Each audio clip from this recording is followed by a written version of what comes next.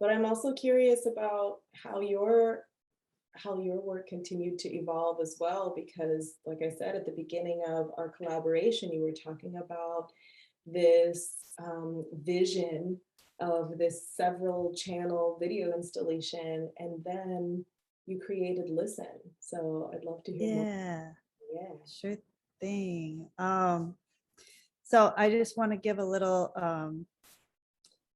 moment of gratitude and acknowledgement to Jovan in this process. Not only did she invite me to be a part of this night, which we've already described as like, led up to so many positive things that have come out of that. But at that time, I also had been nominated for a fellowship through which I had to submit a proposal for the work. And, then, if the work was selected, it would be funded.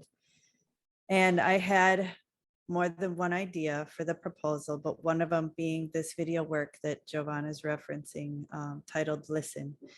And it is currently an 8-channel video installation, but as it continues to grow, it will be upwards of a 24-channel video installation.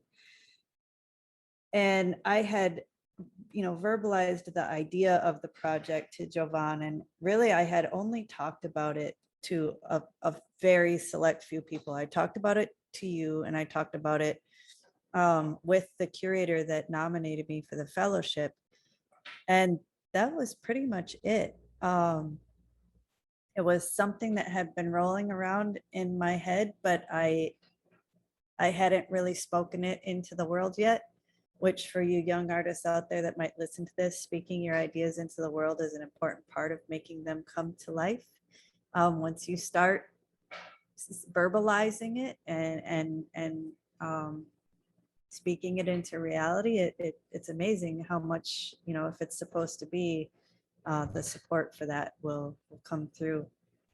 But it started with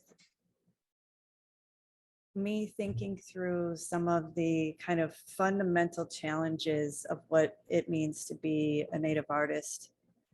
And one of the biggest challenges is that when we speak about our work to curators or to decision makers within the field, or when our work is on panels that are going to be, selected for financial support or not selected for financial support, or anytime we're asked to, in some form or fashion, present our work, more often than not, the people know very little, if any, of the true history of this land base. They know very little about Native history, and they know very little about Native communities as we exist today.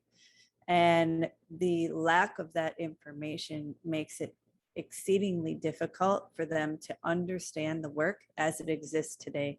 So oftentimes when you have a curatorial visit, if folks have no idea what you're talking about, you got to provide a whole history lesson before you can even get into the depths of what the piece is speaking about right now, right? And that's exhausting, and it often creates barriers because they don't have the library of information in their mind to understand why it's important right now, or to understand the impact of it. Or they oftentimes, if it's a blind panel, they might not be able to read the symbolism that's embedded in a piece, or they might not be able to read the history that's embedded in a piece because they don't know the history, so they can't see the things that are alluding to it, right?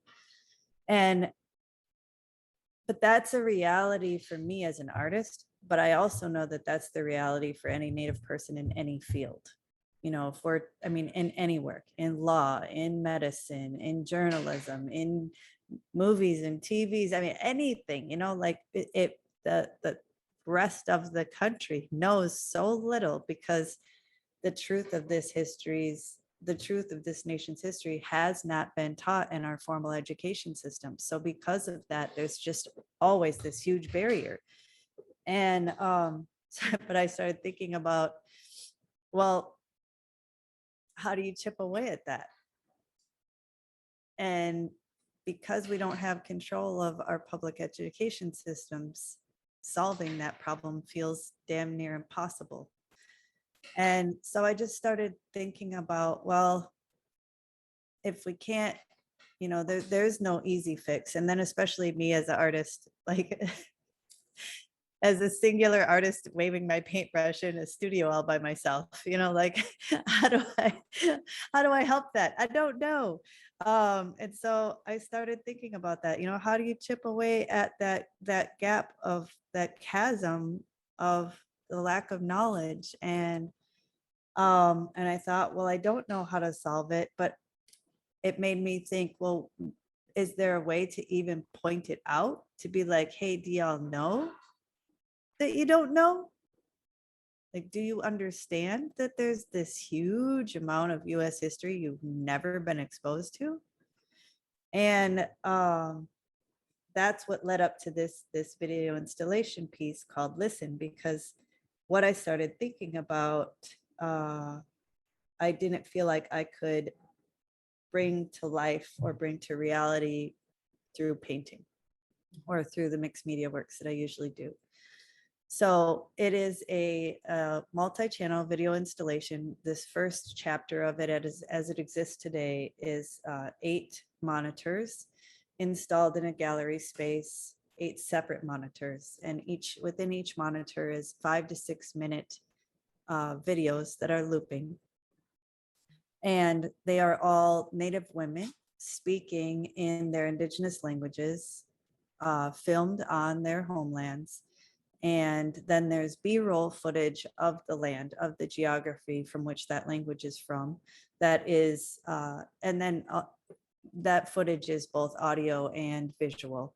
And that's layered over and within the image of this woman who's speaking in the language. And each person speaks for 5 to 6 minutes.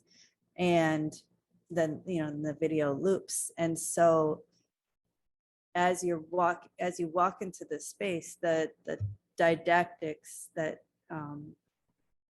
explain the piece, the language that's on the gallery wall, asks the audience to think about how many languages you can identify by sound.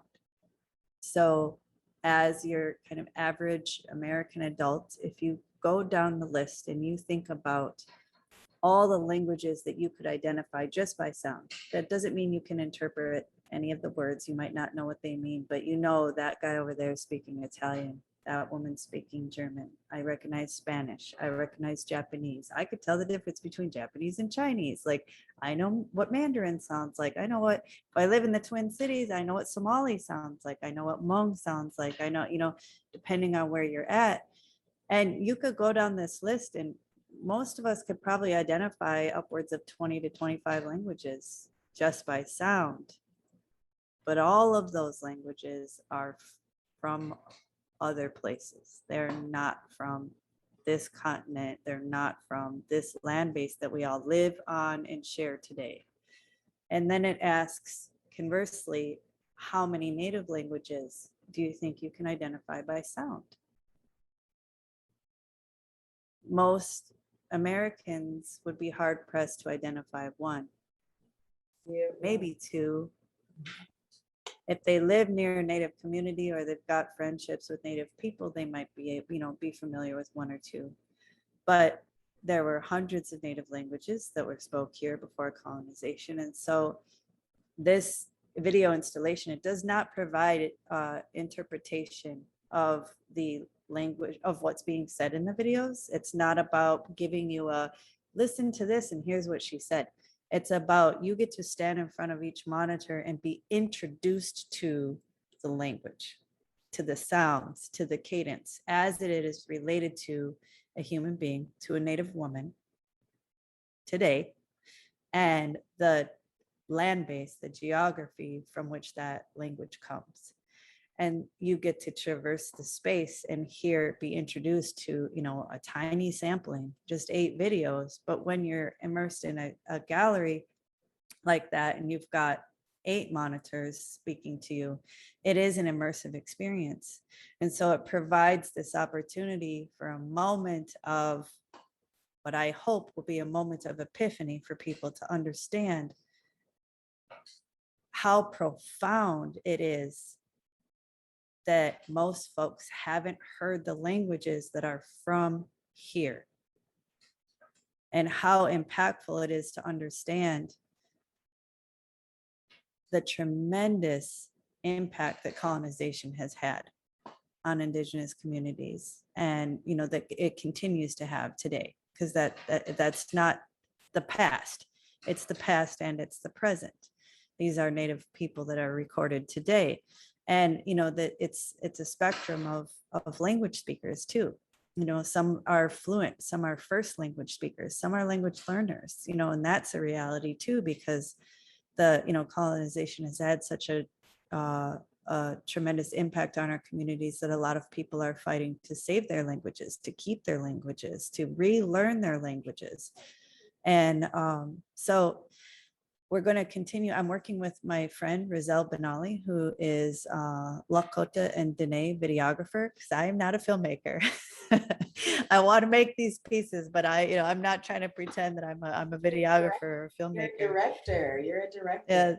So I'm working with the brilliant Rizal Benali, and she's amazing. Her and I went to the Institute of American Indian Arts together, and she's doing phenomenal work in and of herself. But it was really important for me to work with another Native woman on this project. And so we go, to each community, and we're gathering the video footage, and I'm looking to continue to grow the project. So we have 3 on the schedule for this fall.